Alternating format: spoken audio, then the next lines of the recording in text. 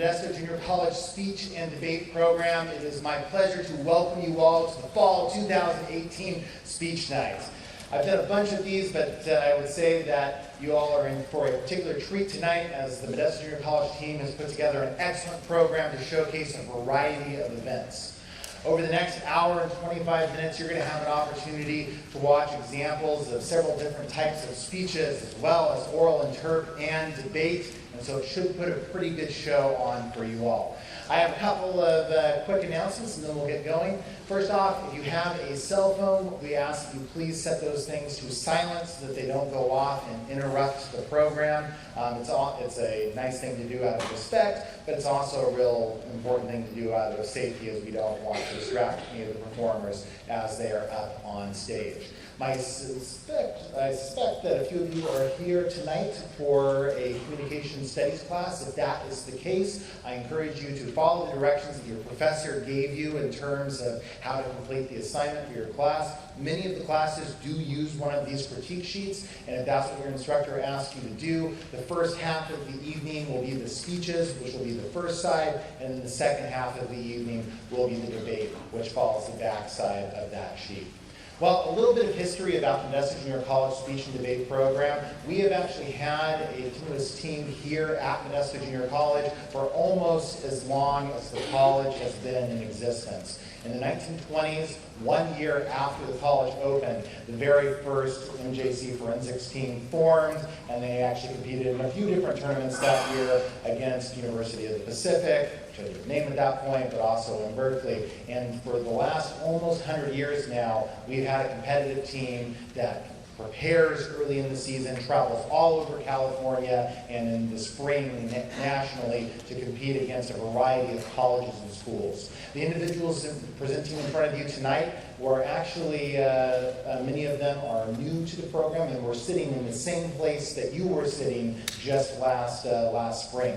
So as tonight goes on, if you watch this and you're like, hey, I think this is something that I could do, or that I want to be a part of this, I encourage you to come talk to me, our coaching staff, or any of the members of the team after the event tonight to find out more information about that. Well, folks, I think you have a great show in store for you, so without further ado, I'm going to hand the floor over to my co-director of forensics. Please give a round of applause for Professor Corey Shedd.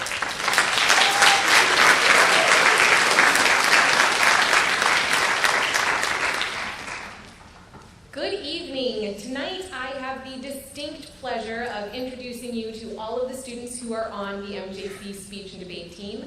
As I call their name, they will come up onto the stage. First, we have Brett Andrade, Cindy Carrique, Kermit Falls, Heriberto Franco, Alexis Gerardo, Sabrina Gonzalez, Gavin Gould Tharp, Dalen Hahn, Jacqueline Inn, Sarah Landeros, Victor Lumidow, Kendra McKinley, Nicholas O'Donnell, Mackenzie Seiss, Ryan Teese, Derek Tristeo, and Lindsay Vanderloot.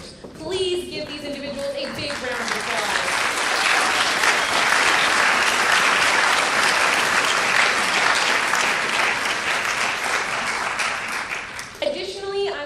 Shout out to our student volunteer who is coaching the team this semester along with Ryan Guy and myself, and that is Sean Cox Marcelin. Let's give him a big round of applause.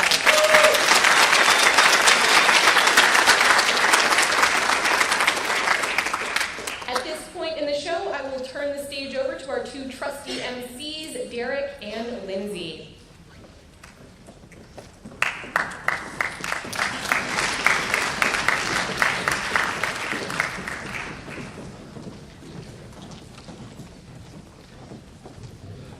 All right, so tonight, before we begin our prepared speeches, we have a special limited preparation persuasive event where you, the audience, actually get to pick the topic. So our good friend Sean, we introduced a little bit ago, he's going to be doing a extemporaneous persuasive speech, and we're going to pop up a few of these different choices here. If you are able to navigate to this web address right here, tinyurl.com/speech700 to vote. And we have 5 different topics. We have number 1, the U.S. should not give foreign aid to other countries. Number 2, Supreme Court justices should not serve life-term appointments. Number 3, the United States should have universal health care. Number 4, California should build more dams. And number 5, voting should be mandatory in the United States. So if you could all go ahead, get on your cell phones, and vote to see which topic. Someone please, I can't vote. Please vote for either number 2 or number 3. I won't be angry, but those are the 2 that I want to see those 2, please. Please. I know he doesn't. Don't do it. Hey, don't listen to him. I'm the serious one. I'm the one that matters. So 2 or 3, or 5. 5 would be good. Oh, big note, Sean can either agree or disagree when he's giving his speech. It's not necessarily that he's always going to take the stance that you want, unfortunately. Sean, which one would you like to see? I don't actually know. Well, that's not very specific. That's a really boring answer, Sean. You don't need to be sarcastic with me, okay? Very offensive.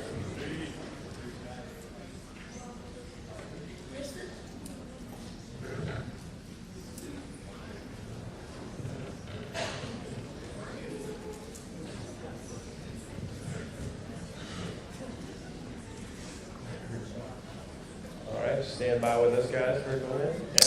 Yes! Number 3, the United States should have universal health care will be Sean's topic. Thank you guys so much. Give Sean a quick round of applause.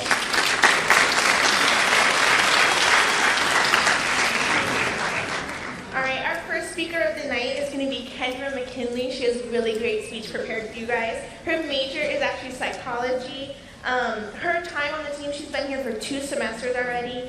And her fun fact is that she has an 11-pound cat named Daphne and a 16-pound cat named Pepe. I'm sure it's all muscle. They're very athletic, I can tell.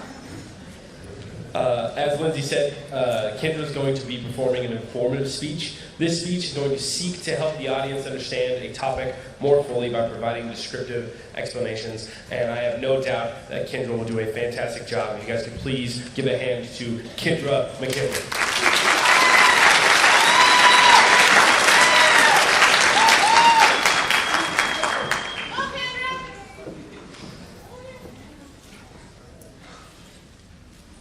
When you think of fungus, it's not inappropriate to think of death. In the natural world, fungus is synonymous with decay. In fact, fungal organisms predominantly break down and eliminate dead material, like that half-eaten Chipotle burrito sitting in the back of your fridge. But what if I told you there might be a way to use fungi as a means to create instead of destroy? A 2018 article posted from Science Daily reports on an exciting new advancement at a Binghamton University that aims to do just that. Researchers have found a way to use specialized fungus to harness the regenerative power of nature as a means to repair our cityscapes. One major issue facing human beings is a way to maintain and repair our infrastructure that supports our society. From crumbling roads to dangerous bridges, this is an issue that we can see in all facets of our lives. Thus, today I am here to tell you about a new self-healing building material that could reconceptualize the way we support our cities and society. So today, we will first crack open into the mystery of how this self-healing material works. Second, pour the foundations of its uses. Before third, providing some concrete implications. First, in a March 2018 interview with USA Today, Professor of Mechanical Engineering at Binghamton University, Kongru Jin, explains that previous attempts at creating self-healing concrete fell short of applicable uses because it relied on the bacteria to heal the concrete. This bacteria needed to remain alive and active for it to be able to work. Professor Jin's research, however, relies on a fungi known as Trichoderma rezzii. It can remain dormant until activated. It's uniquely suitable for one of the most extreme man-made structures on Earth, Concrete, because it was found in deep layers of permafrost. Like concrete, this is completely devoid of light and under extreme pressure. This is important because nearly all man-made structures are made of concrete. In a 2015 journal article from Constructions and Building Materials, they explained that concrete is highly susceptible to a phenomenon known as microcracking. As concrete ages, small hairline fractures begin to emerge. Left untreated, they allow water, oxygen, and carbon dioxide to penetrate this structure. This causes both the concrete and the contained metal scaffolding to corrode and fail, even when it's not under extreme stress. Even worse, microcracks are difficult to detect in the first place. Even if they are repaired, they're likely to crack again. The organization known as Silvilax classifies microcracking as one of the most difficult and widespread problems for civil engineers to solve in their June 2017 report. This is where the healing fungus comes in. The fungus and nutrients are added into the concrete mixture and remain dormant in the solidified concrete. In a 2018 interview with Binghamton University, Professor Jin explains that this idea was originally inspired by the miraculous ability of the human body to heal itself of cuts, bruises, and broken bones. If a crack appears in the concrete, the fungus is activated by water and oxygen. It germinates until it grows to heal the crack. Once the crack is sealed and water and oxygen can no longer enter, the fungus will again grow spores and re-enter a dormant state until needed again. Now that we understand a little bit about how this fungus works, let's cement our understanding of how it can actually be used. In considering the application of this technology, there are two areas worth exploring. The first is its benefits in conventional buildings. Second, how it can be used in hazardous locations. First, conventional applications. Concrete is the most predominantly used building material in the Common Era, according to a 2018 issue of Chemistry World. From skyscrapers to bridges, civil engineers rely on this substance to build our civilization. However, the aforementioned problem of microcracking presents serious difficulties. We experience this in small, annoying ways, like when we trip over a crack in an uneven sidewalk, or in big, boring ways, like when a dam is on the verge of failure and our highways are stopped. According to the 2015 issue of the peer-reviewed journal Materials, they explained that concrete fatigue is a major issue facing the United States, since nearly every dam in operation is dependent on its concrete for its structural integrity. Failure to maintain said concrete will inevitably lead to future failures in dams. Here in California, the citizens of Oroville experienced this in February 2017, when heavy rainfall precipitated failure of its concrete in the Oroville Dam, which threatened to wipe out their entire city. Integrating self-healing concrete into structures like dams could greatly improve the safety and stability of our nation's infrastructure. Second, self-healing concrete can be used in hazardous locations. According to a 2018 article posted by the researchers at Binghamton University, they go on to point out that concrete has been a key material reactor for reactor containment and biological shielding structures, which are essential components to nuclear reactors in service worldwide. They go on to point out that these types of materials can cause serious radiation hazards, need to be contained by incredibly durable structures. Not only would this new technology prevent the potential seepage of radiation into our area, but a 2015 article on the Christian Science Monitor goes on to explain that this also means that no humans would have to put themselves at risk to maintain and repair this enclosure. Currently, tests are underway at the Los Alamos Laboratory in New Mexico into implementing self-healing concrete into the next generation of nuclear reactors. Finally, let's identify some concrete implications. This new technology has environmental and economic impacts. One major benefit of self-healing concrete is the reduction of its massive carbon footprint. In a 2017 article posted by the International Energy Agency, they go on to explain that cement is the second largest contributor to CO2 emissions, and that the demand of concrete will increase by 23% by the year 2050. Nate Berg, writer for the nonprofit NCA, explains that since the demand of concrete isn't going away, reducing the carbon intensity of its production is imperative. Self-healing concrete could be the answer, because we would no longer need new concrete to make repairs, or rebuild entirely. Now, you may be thinking that this Wolverine-like concrete sounds too good to be true. So, is it practical? Surprisingly, it is. A high price tag has been a barrier for bacteria-based self-healing concrete, but fungus does not suffer this problem. According to an MIT technology review posted in 2017, they explained that using a fungus-based approach is far more cost-effective because the spores are naturally better at reproducing and are also better at surviving.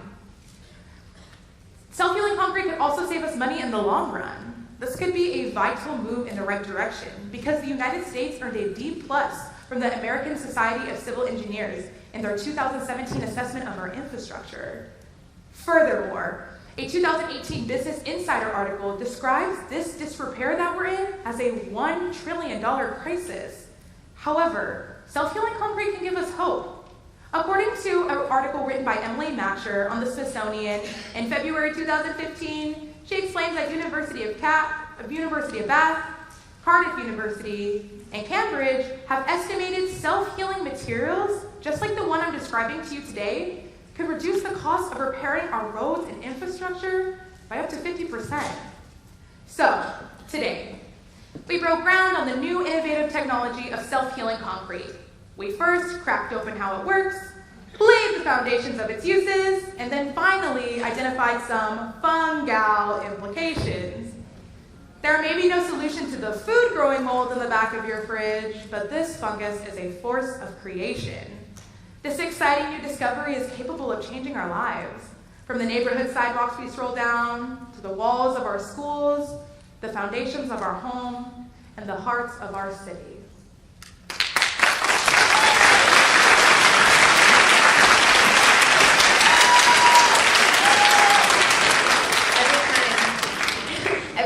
That speech, I'm just like, when is this going to happen, please?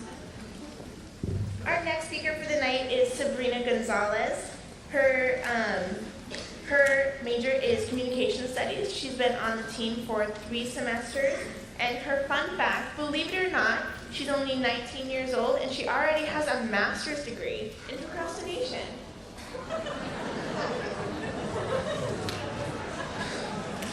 Oh, there it is. Okay, yeah. Sabrina's going to be performing an impromptu speech for us tonight. So she has 2 minutes to prepare and 5 minutes to deliver a well-organized and insightful speech. And she has to pull a piece of paper and then choose one of those topics from there. And I have no doubt that she's going to do a great job. Please give a huge welcome to Sabrina Gonzalez.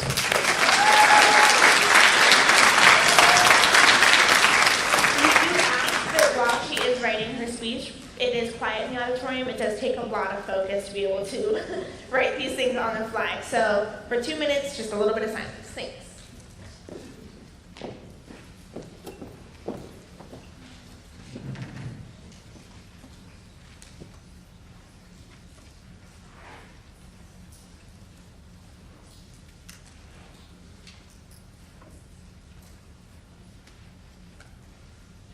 Opening quotation. Time starts now.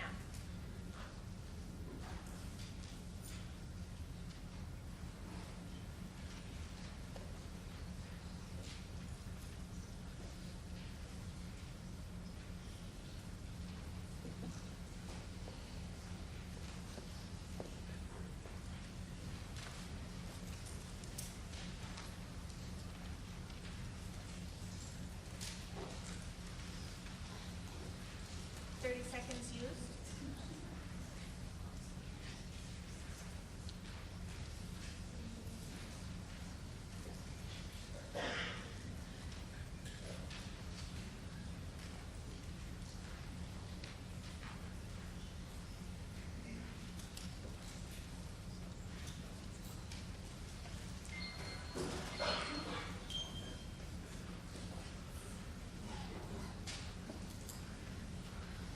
Used.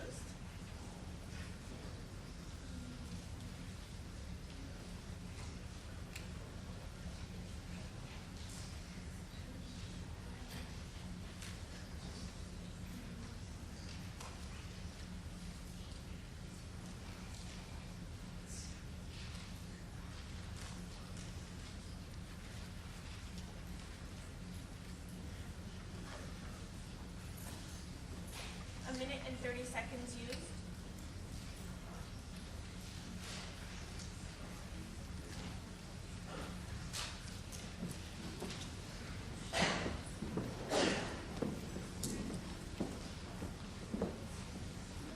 From the time we can talk to the time that we are old and gray, we are constantly being asked to have ideas and take stances on different positions. It's part of growing up to have something to believe in. This idea is mirrored in the words of Janis Joplin that reads, "Don't compromise yourself, you're all you've got." What I believe this quotation is trying to say is that we need to have stances and we need to have ideas and we need to stand firm by what those are because that truly makes us who we are. And in the end, that's really all we have, is our ideas, our beliefs, and ourselves. This idea is going to be mirrored in 3 different lenses of analysis, that of Pride and Prejudice, that of current, that of the president, and lastly, that of my favorite movie, Nacho Libre. So let's get to our first example. First, of Pride and Prejudice, written by Jane Austen. Now, I'm sure you've all had to read this book because it's required in high school, but it's an excellent book. Our main character, Elizabeth Bennet, is a woman not of her time. In fact, she's far ahead. She wants to be educated, she wants to have a stance, she wants to have an idea and all these things, but in the time that she's from, that's not always allowed or encouraged. But Elizabeth doesn't listen to what others have to say. In fact, she's a bit stubborn and stands out. She's the black sheep of the family. Now, through different drama with her family, she realizes that the man that she had started to fall in love with had actually broken up her sister and this man that her sister loved. They were meant to be together, but the man that Elizabeth cared for didn't believe so. And so he broke up the possible marriage and didn't tell anyone about it. And when Elizabeth found out about this, she was heartbroken. She loved this man, but she realized that it was more important to stand by her sister and her family. So when this man asks for her hand in marriage, she point blank refuses. She says that she could never marry a man who would destroy perhaps the most beloved happiness of her sister. And it was difficult for her, but she realized that family was more important. This was her belief, this is where she came from. She wasn't going to compromise herself for her own happiness. She rather cared more about her family. Now, let's get out of our books and get to our second example. Now, imagine yourself at home, scrolling through Twitter, and you happen upon a Twitter post.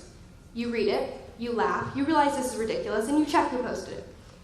And who else could it be but our most beloved current president, Donald Trump? Now, I know what you're thinking. Whether you agree with his policies or not, I'm not going to get into that. But I think we can all agree that Trump has never once said he was wrong, never once went back on his ideas. In fact, whether through his Twitter post or his election trying to get him to win, he was firm about all of his ideas, whether you thought they were wrong or not, whether his advisors said that he probably shouldn't tweet things like that. He stood firm to his guns no matter what. He didn't compromise himself, even if half of America thought that he should. But he stood firm by his guns, and he was solid all the way through. Now, let's get to my last example, that of Nacho Libre. If you haven't seen this movie, I highly recommend it. It is one of my favorites. Now, Nacho was a cook for a convent, and he was a very, very, very, very bad cook. Nobody liked him, and nobody liked his food. But he was an orphan, so he was forced to stay there and cook for all the people there. But what he really wanted to do, and what he really loved, was wrestling. Now, I know what you're thinking. Get that corn out of my face. Just kidding, I'm sure that's not what you were thinking. That's what I was thinking. The point is, he really just wanted to wrestle. But everyone thought that this was sinful, that it was violent, that he shouldn't. But Nacho decided that it wasn't wrong, and it wasn't a sin, and that that's who he was. He wasn't going to compromise himself. That's what he was going to do, what he was going to love. He loved, and he did it. And with the money that he won from his wrestling competitions, he actually helped support the convent and all the orphans that lived there. So he actually ended up helping himself and the people around him. So through our 3 examples, that of Pride and Prejudice, where Elizabeth didn't compromise her love for this man, she stood by her family because she knew that was right. Second, that of Trump. Whether you agree with his policies or not, I think we can all agree that he has never once backed down from what he believed. And that finally of Nacho, when he decided that he was going to go against what everyone else wanted, to do what he loved, because that's who he was. These ideas are reflected in the words of Janis Joplin that reads, "Don't compromise yourself. You are all you've got." So today, I hope you know that whether people agree with you or not, Whether your ideas are crazy or even possibly wrong or right, don't compromise yourself. Don't compromise your beliefs. You're all you've got in the end.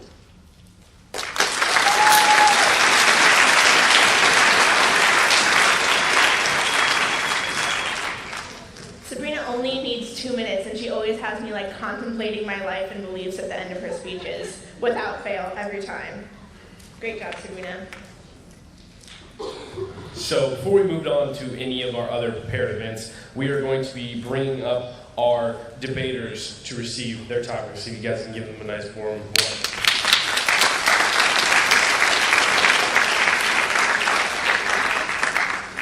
Now, before they're going to pick their topic, we're going to have to figure out who's going to be on what side of this debate using a good old-fashioned dollar coin. Thank you, Victor, in the front row. I didn't ask you. Okay. Nick, heads or tails? Tails it is. App. Okay. So we will have Nicholas and Dalen as the affirmative, and we are going to have Gavin and Sarah as the negative on the subject posted here. The state of California should make daylight saving time permanent. Our debaters are going to go ahead and head on back now and prepare for their debate. Thank you guys once again.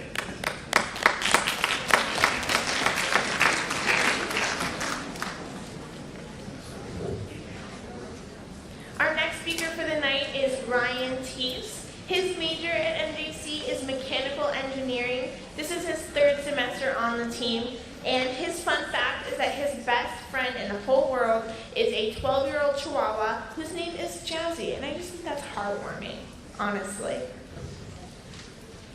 Speaking of heartwarming, Ryan is going to be presenting a prose tonight. A prose is an oral interpretation that presents literature that seeks to move the audience through character portrayal and storytelling. Please give a round of applause for Ryan Teese.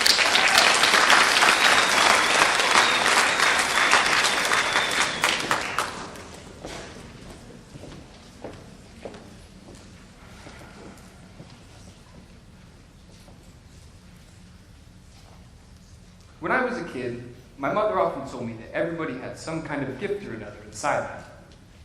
Maybe you'd be an extraordinarily astute listener of smooth jazz, or a defensive midfielder with an uncommon understanding of how to open up space with a perfect pass. But as a child, I felt like I had no inborn gift. I wasn't a particularly good student. I had no athletic ability. Couldn't read social cues. I sucked at karate and piano, ballet dancing, whatever else my parents tried to sign me up for. And so I thought of myself as a person without a specialty.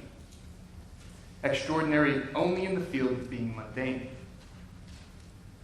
But as it turns out, my specialty just hadn't been invented yet, and forgive my lack of modesty here, but I am really, really good at Googling strangers.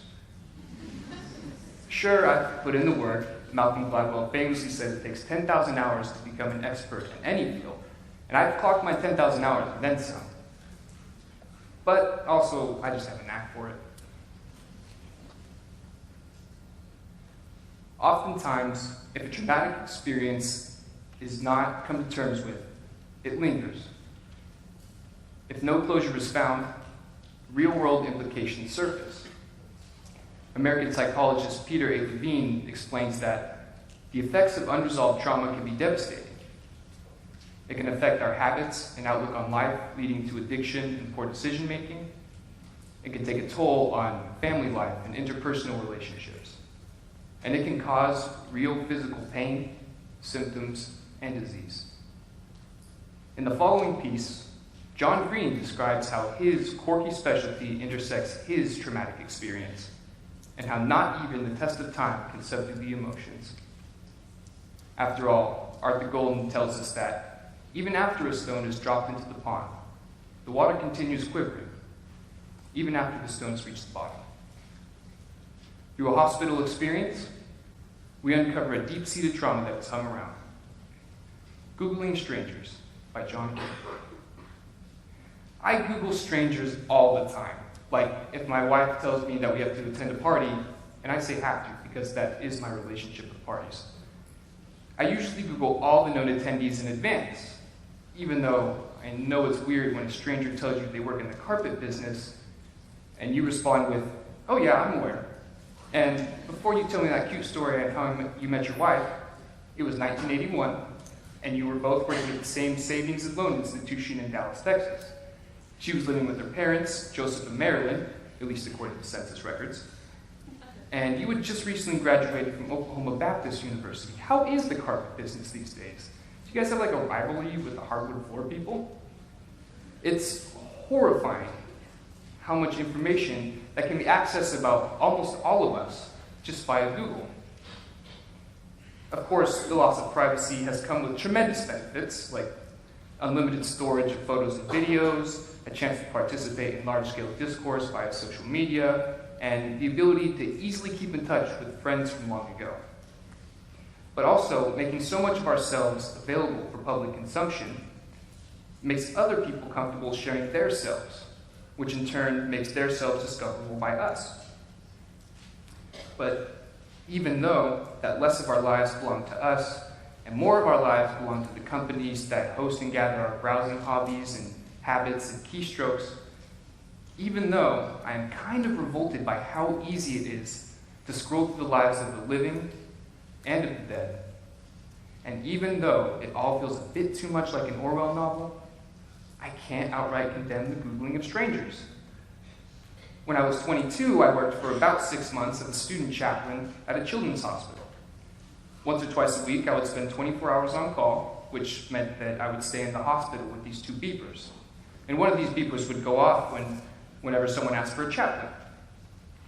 Sometimes parents or kids wanted counseling or prayer, but usually that beeper went off when parents wanted their kids to be baptized immediately, often because the child was about to die. The other pager buzzed when a serious trauma case was arriving at the hospital, and I'll get back to the Googling, but first I have to tell you this story. One of my last times on call, the trauma pager sent me to the emergency department around 5 in the morning. A 3-year-old child was being wheeled in. He'd suffered severe burns. He was conscious and in terrible pain. Although I'd been around the emergency department for months now and seen all manner of suffering and death, I'd never seen the trauma team so visibly upset. The anguish was just overwhelming. The smell of the burns, the piercing screams that accompanied this little boy's every exhalation. Someone shouted, "Chaplain, the scissors behind you!" And in a daze, I went and I got them the scissors, and someone else shouted, "Chaplain, the parents!" And I looked next to me, and there were the parents just screaming, trying to get to their kid.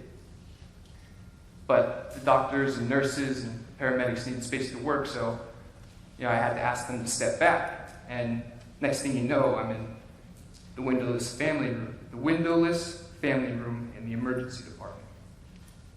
The room they put you in on the worst night of your life.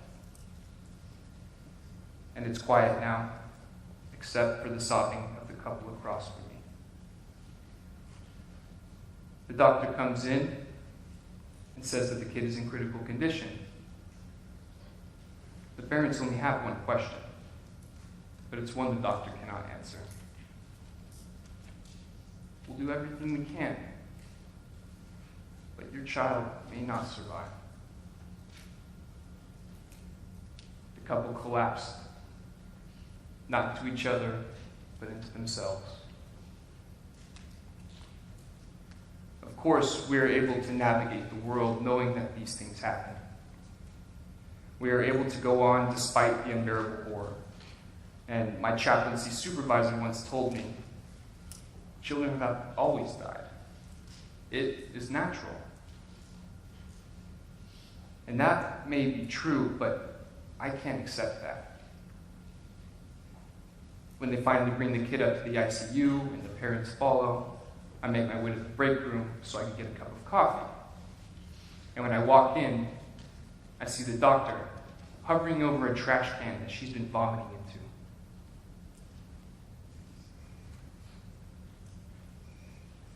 That kid is going to die. And I know his last word. I know the last thing he'll ever say. I don't ask her to tell me what it was, and she doesn't volunteer. A week later, I finish the chaplaincy program and immediately drop out of divinity school. I tell everybody it's because I don't want to learn Greek, which is true, but the truth is, I can't cope with the memory of this kid. I think about him every day. I pray about him every single day, even after I've stopped praying about anything else. As an inveterate Googler, it occurs to me that I could just search his name. But I was always too scared. To Google would be to know, one way or another. Months turned to years, and then more than a decade had passed until one morning, not long ago, I typed the kid's name into the search bar. It's an unusual name, easy pickings for Google. I hit enter, and the first link was to a Facebook. I clicked over it, and there he was.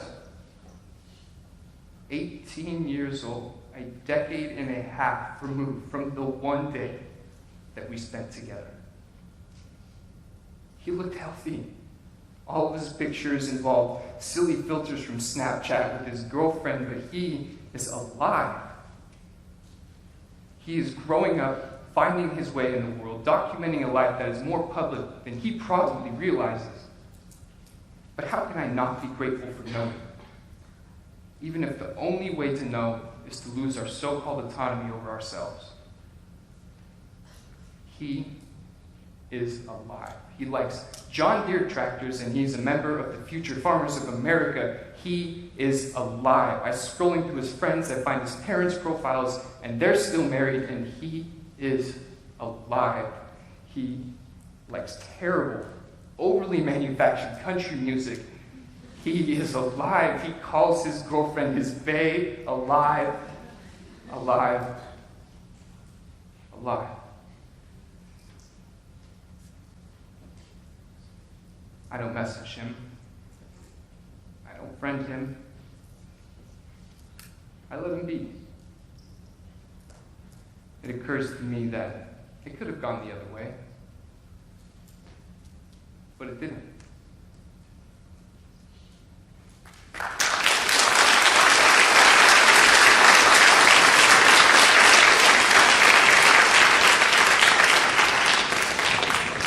Tear up when he reads that. He's read it like 8 times now, and I, without fail, like sniffle like a baby every time.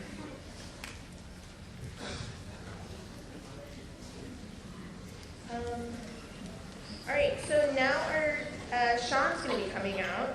Sean Cox Marcellin. His major is economics. He's been on the team for 4 semesters and counting. His fun fact is actually none of us on the debate team know when his birthday is. It's a mystery.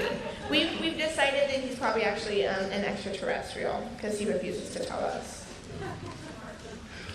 So as stated before, Sean is going to be performing a persuasive speech. This speech is going to be designed to change the audience's beliefs and move them to some sort of action.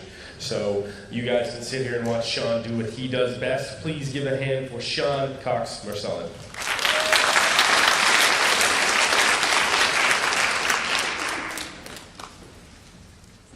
Doctor, the patient is ill, and the prognosis is not very good, but it's not terminal. There's something that can be done. Healthcare in the United States can be changed. It's not too late. When I was given the question, or the prompt, that the United States should have universal health care, I strongly agree with this. Most importantly, I think that there should be a change. But here's the thing. As of right now, the United States does have universal health care. It's just not sufficient. I'm going to be looking at 3 different systems. The one we have now, the ACA. Next, we're going to be looking at Medicare for all as a potential alternative, before finally looking at the public option form of health care. All 3 of these are forms of universal health care that the United States has or could have. And I'm going to make a strong argument for why, at the end of the day, the United States should have a public option. Let's take, first of all, a look at the life support that the United States healthcare system is currently on. The life support that is keeping it alive, but not very spry. The Affordable Care Act, also known as Obamacare. Now, the ACA just isn't good enough for this country or the people. According to the Kaiser Family Foundation on September 19, 2017, the number of uninsured in the United States has decreased from 44 million people in 2013 to 28 million by the end of 2016. This is an improvement if our goal is to get more people insured, give them more access to health care. But as The Atlantic points out, on June 22nd, 2018, access to health care, having insurance, is correlated to health outcomes. You give people health insurance so they can afford to go to the hospital maybe, and maybe they can get better. Maybe they can seek that preventative care, which is so important. But this isn't good enough. At the end of the day, this is a very expensive system nonetheless. One point is that there's no standardized benefit packages. Now, Netherlands also has a form of private insurance with subsidies, but they have these standardized benefit systems. And this saves a lot of money on administration and, most importantly, billing processes in hospitals, because there's a lot less options that they have to pick through and negotiate. The Atlantic on July 14, 2017, points out that the United States is worse than developed nations in affordability, access, outcomes, and equity between rich and poor. And during all of this, we're paying more. Now, we want a system which is the best of both worlds, right? Instead, we're getting a system that is the worst of all worlds. Something has to change. Now let's look now towards a different proposal from the popular senator from Vermont. Now, Bernie Sanders may own 3 homes, but he cares very much about the little guy and his proposal for Medicare for all, which he says is going to be helping all of us. But there's some drawbacks. First, the cost. There's been a lot of discussion about how much it's going to cost. And a conservative think tank came out and projected that over the next 10 years, this would cost $33 trillion in additional federal expenditures. This is a lot of money.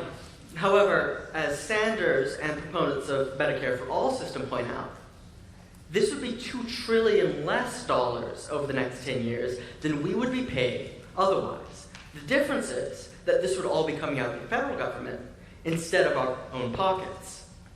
Now, there's a drawback here, right? It may be one thing to pass Medicare for all, but how are you going to convince the taxpayers and the people in Congress to raise $3 trillion in taxes per year? It seems politically unfeasible. And additionally, there are some unrealistic assumptions. According to the Medicaid for All plan, there would have to be assumptions of huge savings in drug costs, administration costs, and most importantly, a 40% decrease in payments towards to providers. Now, according to a 2017 report by Moody's, hospitals work on a margin at the end of the fiscal year of 2016 of 2.7% between their revenue and their expenditure. This is the fine line that they're walking between keeping their doors open so that you can come in and bankruptcy.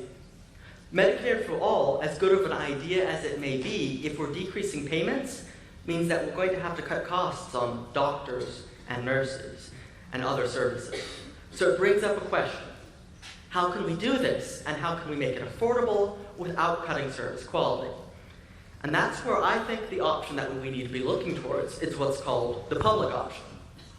The public option is used in other countries as well. For example, the United Kingdom has its public, in their case, socialized medicine option, which they also have next to the private option. In the United Kingdom, you can choose the government healthcare system, or if you want, you can opt out of it and then use the private healthcare system. Now, the public option, first of all, unlike more politically controversial options, is popular. According to a Bloomberg poll, 75% of Americans are in favor of some sort of universal health care if it's framed in the idea of a public option, instead of something mandatory which replaces your private health care, something that you can choose to take instead. ReimagineAmerica.org talks about how expanding into a public option would benefit everyone, simply by moving the 6 government insurance providing companies down to 1 that the government manages. We can cut costs, as well as decreasing the margin on the claims processing fees that we pay out. In addition, by not replacing private healthcare systems, we're not going to be getting rid of the profit margins, the revenue margins that the providers need to keep their doors open. No closed hospitals, no nurses taking pay cuts.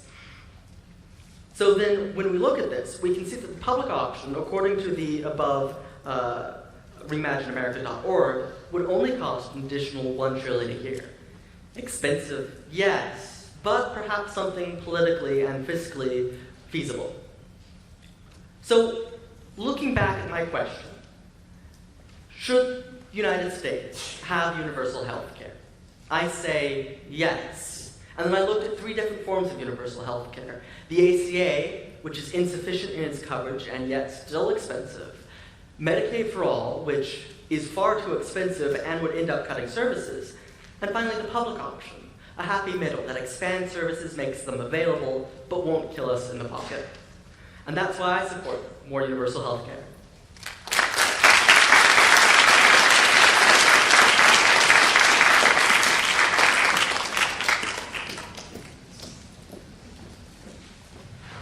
Great job, Sean. All right, our next speakers for the night are our debaters, I believe. Here they are.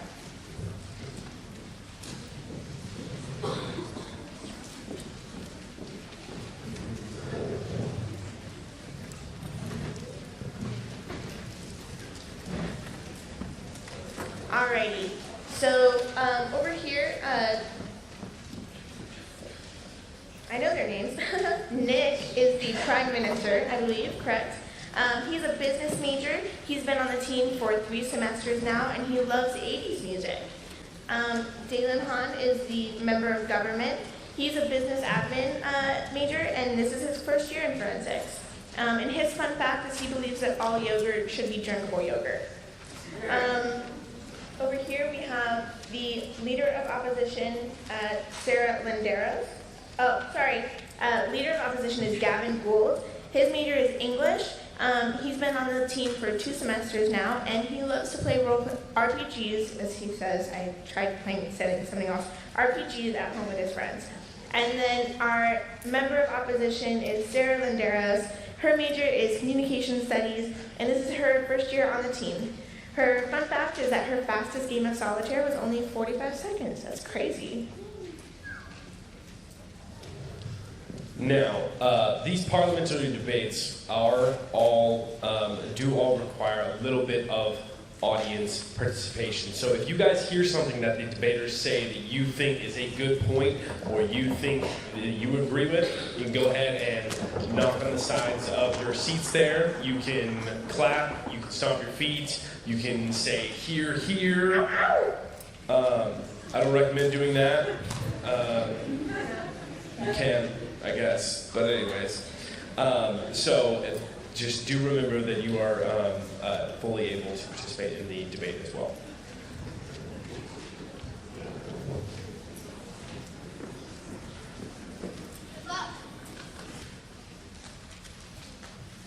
To call the House to order, I now recognize the Prime Minister from the affirmative team to deliver a constructive speech not to exceed 4 minutes.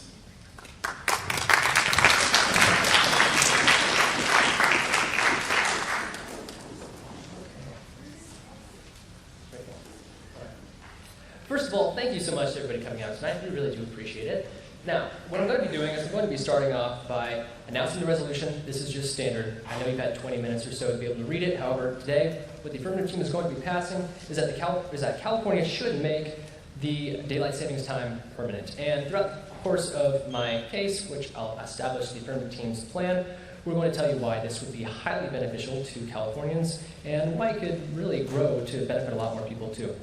Now, starting off with some key terms. Our key terms, I really would like to just talk a little bit about what daylight savings time is, because for the longest time it was unclear to me. I just knew that it highly annoyed me because I hate having to change my time and it throws off my sleep schedule and a bunch of other bad things that we're going to be talking about. But just for right now, know that daylight savings time, why is that such a hard thing for me to say? It means that in the spring, you're going to go forward 1 hour, and in the fall, you're going to get that hour back. So moving down to the weighing mechanism, we're going to be encouraging you guys, our judges, to be weighing based on net benefits, which essentially means that whichever team brings up the most advantages or the most key advantages should be the team that you vote for. So it's standard, but that's what we encourage. Moving down to the plan. The plan, again, the affirmative team will be saying that the state of California will make daylight savings time, I will get it one day, permanent. Moving down to the solvency, we'll be talking about how we plan to enforce and pay for and any other necessary things that would come into play by passing our plan. So first of all, funding, none is necessary. You can imagine, it's kind of self-explanatory. This isn't really something that costs anything because it's not even something that we can touch. Moving down to the timeline, this is going to be done immediately because, again, there's nothing physical that has to be done. We just need to say, make it happen. And finally, the enforcement will be through the California State Legislature. And so, yeah, that's basically how we're going to make it happen. It's going to be really easy if you guys decide to vote for us. It won't require a lot of effort, but it's going to bring about a ton of advantages, which I'll be addressing right now. Moving into the advantage one. Overall, we're just going to title this as healthier population. So if any of you out there are following this, which if you are, I'm sorry, I know it's probably a requirement. But you can tag this as healthier population.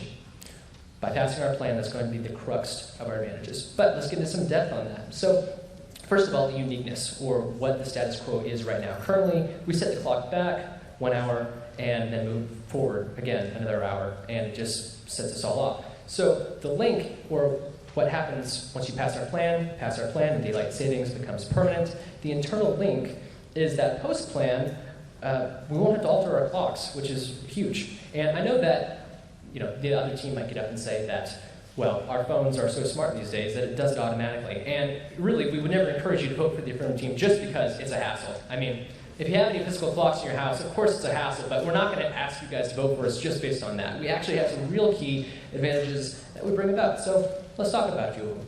First of which, there's going to be a decrease in depression.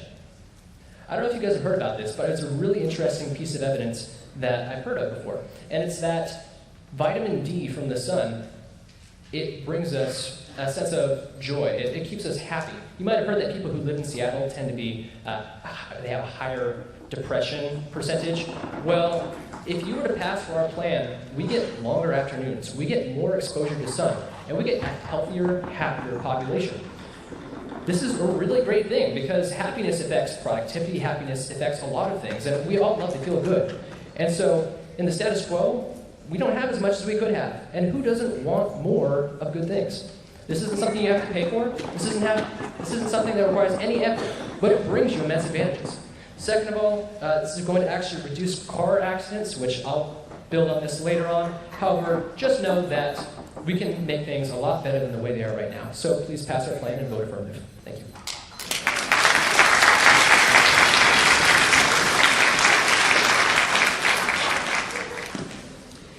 The negative now has 1 minute of flex time to ask questions of the affirmative team. I have a question. Won't getting rid of daylight saving times hurt farmers? Well, that's only a myth. If you could elaborate on that, that'd be great. Because right well, now, like, hurt farmers generality. like when they're having to get up in the morning and having to, like, they prefer to work in the morning. They can wake up whenever they want or work whenever they want. It's America.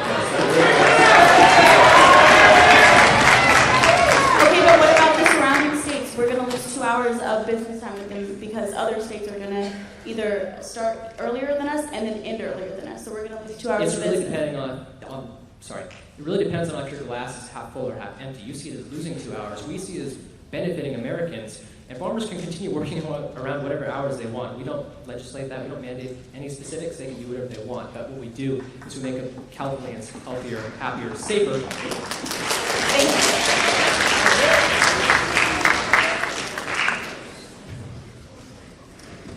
I now recognize the Leader of the Opposition from the negative team to deliver a constructive speech not to exceed 5 minutes.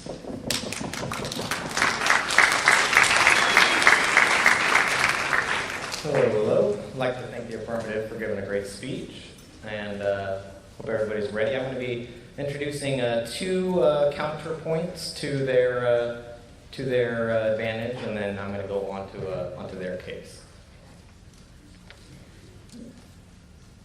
All right. The affirmative ready? All right. Let's get going. Time starting now. All right, so the first disadvantage that I'd like to raise up, you can call this energy saving. Uniqueness, or what's happening currently in the status quo is that when we are not in daylight savings time, we actually save more money on electricity. Reason being is that we actually use more air conditioning and more heating during the day, during the daytime, rather, when we're actually awake. So the idea is that if we have more nighttime now, we will intrinsically save more money because we're going to be asleep and not be spending that electricity on stuff. So the link is that they pass the plan, rather, and leave things as they are right now in status quo, which is where we're an hour off from the entire rest of the country, which is a little weird. And the internal link, what's going to happen because of that is that now people are going to be using more energy now throughout the day, and that's going to in turn cause people's electricity bill to go up. Now that's a problem because a lot of people right now in the status quo are already getting by day to day on their bills, can't afford all their bills for groceries, rent, electricity, all those other things. And so increasing the cost of doing that, so by however much it takes. We don't need a higher bill month to month, okay? People are already struggling, on the cusp of poverty as it is. And so our impact of that is that we're avoiding that by not making the status quo the norm. So on to the second disadvantage, you can call this businesses. Uniqueness, and again, the normal status quo, is that Oregon and Arizona, our closest neighbors, have abolished daylight savings time. It does not exist there the idea is that the affirmative wants to make this permanent so that we will always be different from Oregon and Arizona in terms of time in terms of time differences. They will always be an hour behind us.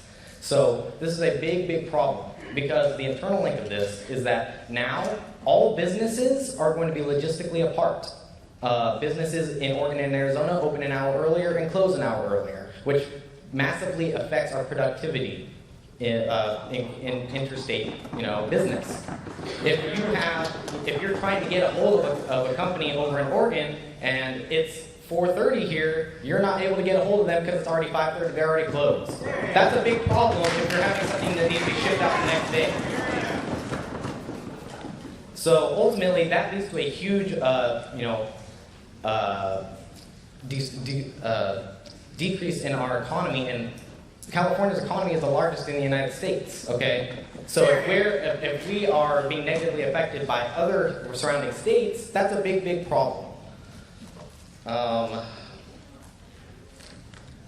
furthermore, if that leads to increased costs in order to offset this, in other words, all the companies have to rewrite their software to accommodate all this other stuff, that leads to increased costs which now have to be passed on to consumers, which means that you all now have to pay more for stuff than you were paying before in the status quo. Which is not good.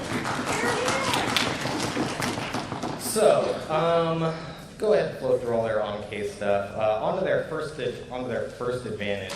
They talk about how this is going to lead to a healthier population. I would go ahead and make a turn on that because the healthier population, our current circadian rhythm, has us wake up when it's daytime outside, when the light starts coming up. With daylight savings time as it is right now, people wake up when it's still dark.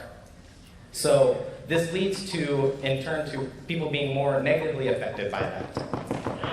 And will in turn actually lead to an increase in depression because they're actually being more affected by this in the day-to-day actions.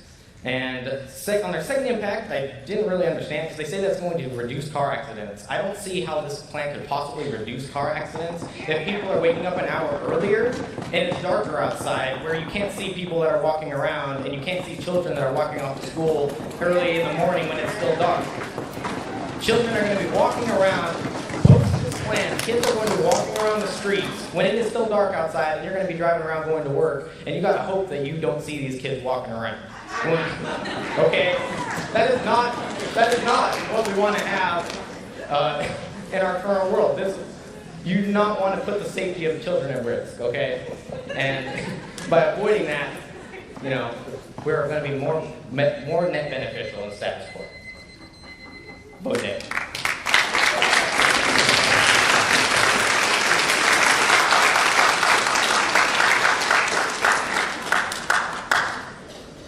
The affirmative now has 1 minute of flex time to ask questions of the negative.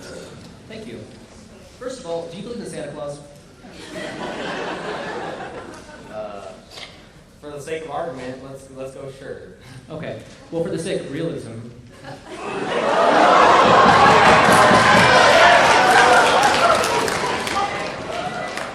Okay. Realistically, no. Okay. Okay. Then why do you believe that daylight savings time doesn't save energy? Because it's been proven false. Well, okay, let's move on. Thank you. Hypothetically. Now, let's just say hypothetically, you were able to save people some money. Would you say that lives are more important or money is more important? Obviously, the quality of people's lives is the most important. The quality of people's lives. Would you say that being alive is the best quality of life? Yes. Thank you. Okay. Thank you. Yes. Okay. One last little question for the time we have left. Could you please just really fast breeze through how you plan on saving children? Because that was not clear to me. The idea is that if we leave things as they are, kids are going to be up when it's still dark. Okay. Thank you. That leads them to be more at risk for getting hit by cars.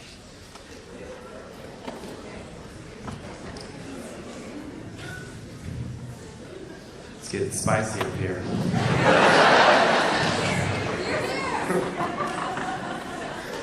I now recognize the member of government from the affirmative team to deliver a constructive speech not to exceed 5 minutes.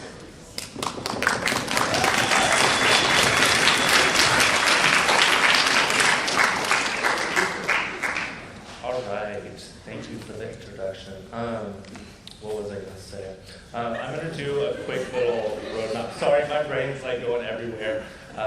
But honestly, before this, I didn't really know the difference between daylight savings and when we weren't in daylight savings. So we're working through this right now, okay, everybody? We're struggling a little bit. So I think what I'm going to do first is I'm going to talk about their off-case arguments, and then I'm going to move back on case. I feel like that's the best for me. Does that work with you guys? Are you guys ready? Yeah? All right. We're going to go ahead and start right now. Okay. So the first disadvantage that I got from the opponent was that the different time zones affect businesses, basically. I'd quickly like to point out that we have different time zones across the entire world, and we are still able to effectively have across the entire world. Okay, so I don't think that an hour is going to really offset California between Oregon and Arizona. Plus, half of the year we'll be in the same time zone. Oh wait, no, never mind. Ignore that argument. I figured I said that. But regardless, we still have different time zones across the world and different time zones across the country even as well. And we still do businesses perfectly fine, I believe.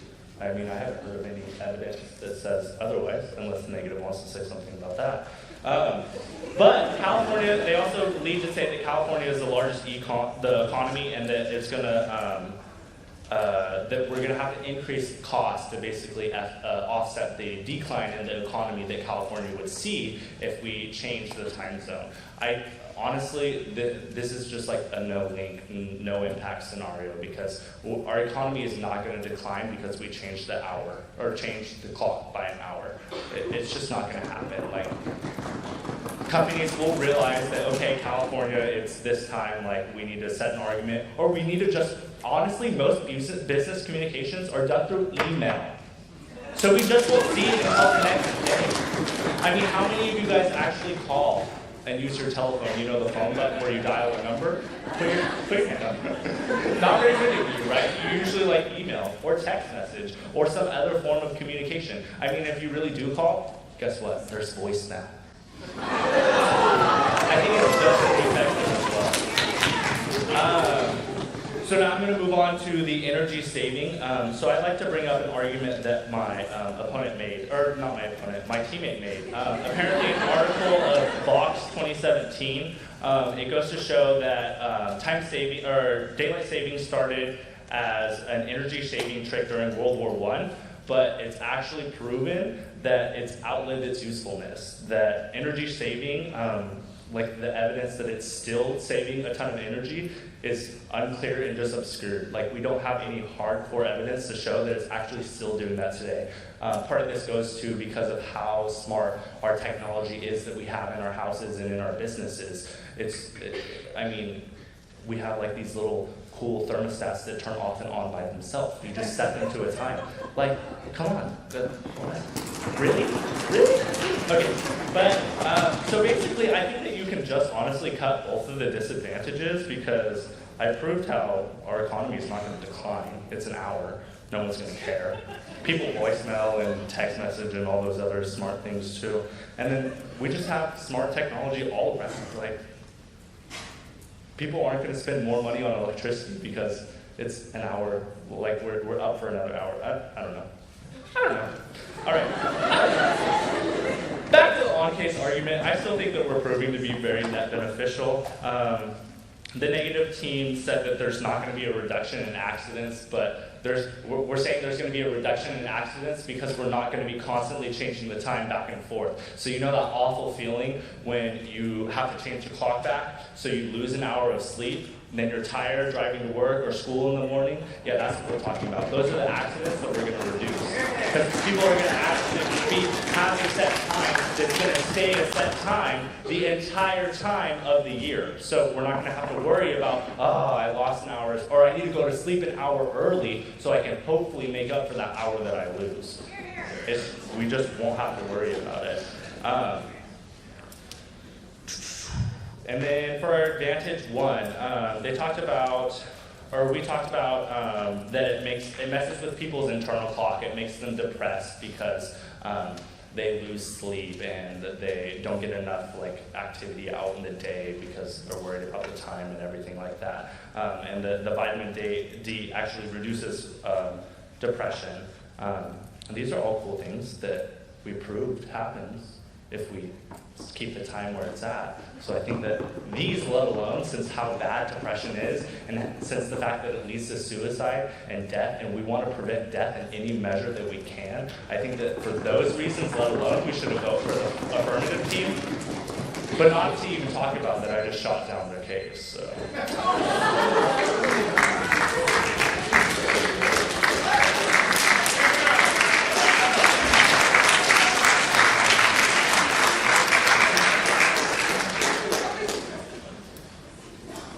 The negative now has 30 seconds flex time to ask questions of the affirmative team.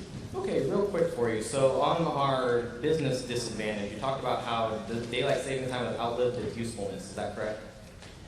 That is correct. We've said that. Okay, is the affirmative case not, or is it not the affirmative case to make daylight savings time permanent? No. Okay, I see the misconception here. It's saying that. Can you kind of? Yeah, constantly changing back and forth from daylight saving. What's the other? I don't even know what the other time is called. Normal time? It sounds stupid. So changing back and forth, that's what we're saying. That's what's outlived its usefulness. Okay, gotcha.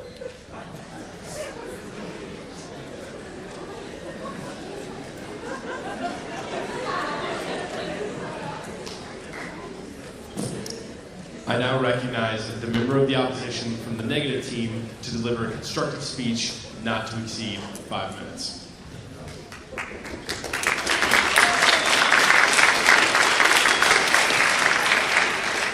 Alright, how are we all doing out there? Yeah, you like this debate? Okay, thank you, Dalen. Yes. Okay, so let me just collect my thoughts real quick. 1 second. So I'm going to start on case, and then I'll go to our disadvantages. Okay. Is the negative team ready? I mean, affirmative, sorry. Okay, all right. Okay. Time starts now. Okay, so I'm just going to make a quick point. The affirmative asked, how are kids' lives going to be in danger? I remember when I was in high school and it was still dark outside and I had to walk to the bus stop, and me being a female, especially like a young teenage female, I should not be walking in the dark. That is not only dangerous for kids, it's dangerous for women. And there's actually a statistic that proves that women are kidnapped most in the morning at 5 a.m. to 6 a.m. And so if we keep it dark longer, that means women are going to be kidnapped more and children are going to be at risk for that same thing. Okay. And then on the advantage, they said that, you lose an hour of sleep. But you have to also think about, you're going to gain an hour of sleep too. We love sleeping. Can you imagine, that's the thing I look forward to the most, is getting that extra hour of sleep. And I will sacrifice that 1 hour to get another hour. And if this passes, then we won't get that extra hour of sleep, and we'll all be tired all the time. Okay. And then, going on to our disadvantage, 1 second, sorry. I got a little too passionate with that last one.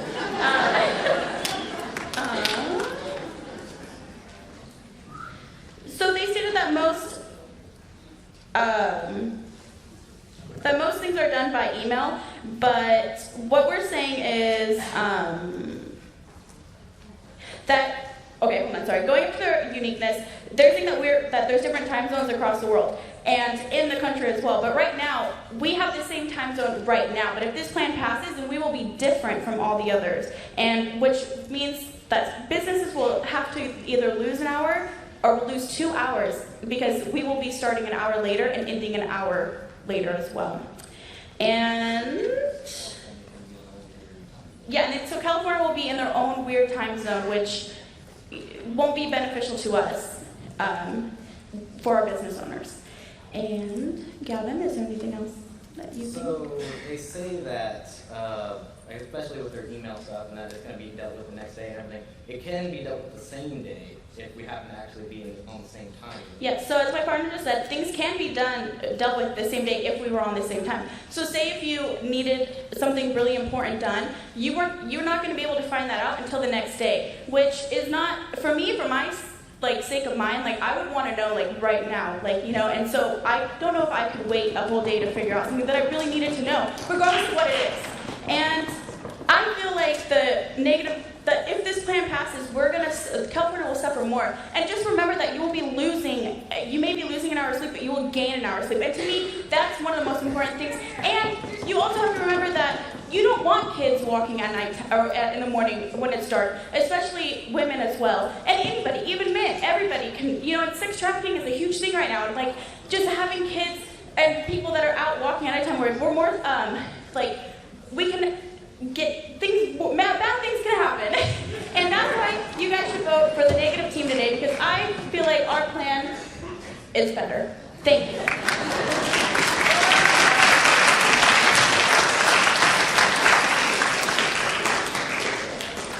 I now recognize the leader of the opposition from the negative team to deliver a rebuttal speech not to exceed 2 minutes.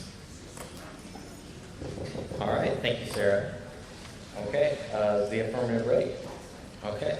I'm just going to be doing a quick overview, kind of giving some, analysis as to why, you should be favored than negative today. All right, and time starts now. All right, so we live in two worlds here. We have the affirmative and we have the negative. Now, first of all, won't someone please think of the children? The idea is that the affirmative has the way that they want. Children are going to be going to school when it is dark outside. Nobody wants kids walking to elementary school when they can't even see where they're going, okay? Because the idea is that parents aren't always there to help take them to school, to help them be safe, okay? As the alternative, we can have it where we swap back, and now when kids go to school, we actually have sunshine, and we actually have some daylight, people can actually see where they're going. Kids aren't going to get hit by cars, women aren't going to be abducted in the middle of the night. Woo! Now, they talk about how the energy saving there's no link to this plan. However, the idea is we need to be saving money for people to have the access to pay the bills for other things, right? This does lead to an increase in electricity use. And so finally, what we're looking at is a business, from the business standpoint. If we're off in on our own little island of how we're conducting things, when the entire rest of the United States is going in a different direction, which kind of shows that maybe we're in the wrong here if we're trying to do something that the entire rest of the United States isn't. If my phone charger breaks and I need to get a phone charger the next day and it's already closed and I can't get free shipping in the same day, that's a problem, okay?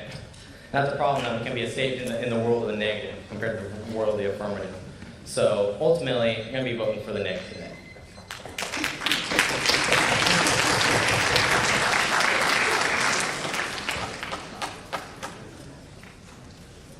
The affirmative now has 30 seconds of flex time to ask questions of the negative team. Okay, first I'd like to ask, so if we don't abolish this, we're going to constantly be changing our times every 6 months, right? It's every 8 months, I believe. Okay, whatever. March 10th. So there's 16 months in a year. No. Well, I mean, so it's from March to November. Regardless, so we're changing the time every 6, 8 months, 10 months, whatever it is. We're going to still be changing it, right? So we're still going to have kids going to school in the dark for those 6 months. And no. How? Because it would be light sooner. The sun comes up. Not if you're still changing it. Not during the summertime. Yeah, exactly.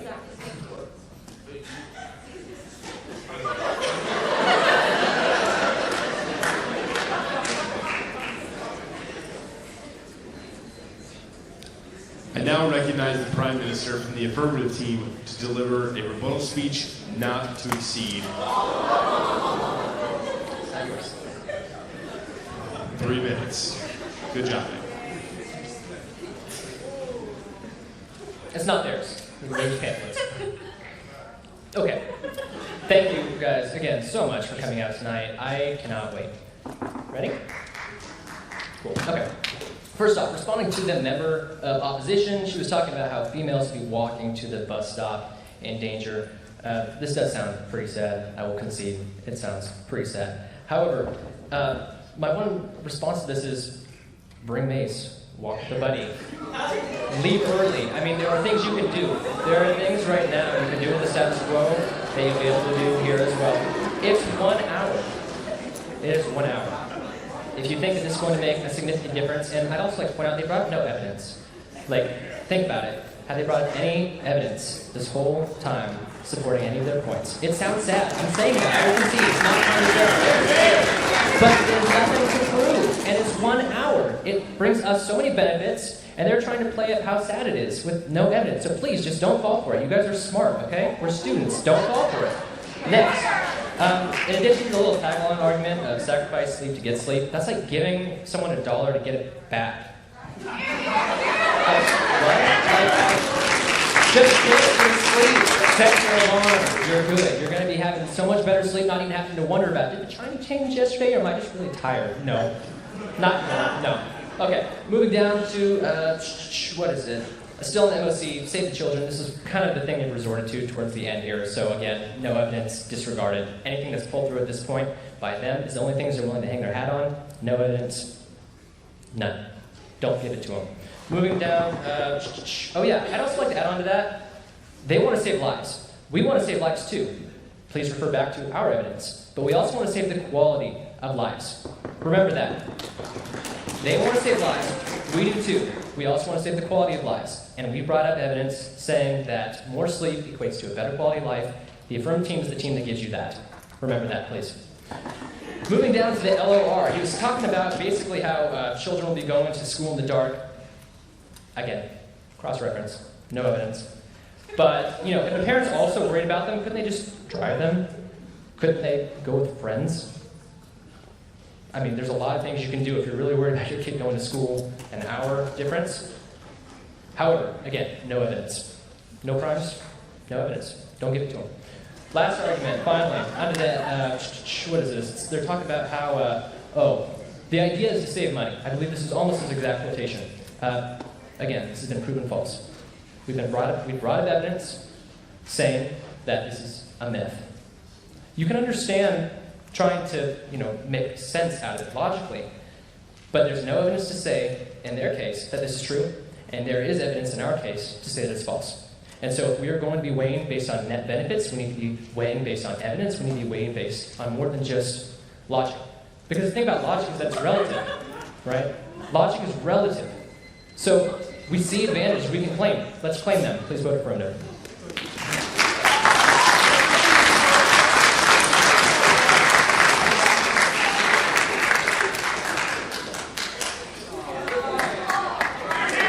Can I get a big round of applause for the entire Modesto Community College team? All right, so the debates have winners, the debates have losers. We're going to leave it up to you. If after you're watching this round tonight, you feel that the affirmative team has upheld their burden and proved that we ought to make daylight savings time permanent, let me hear you now.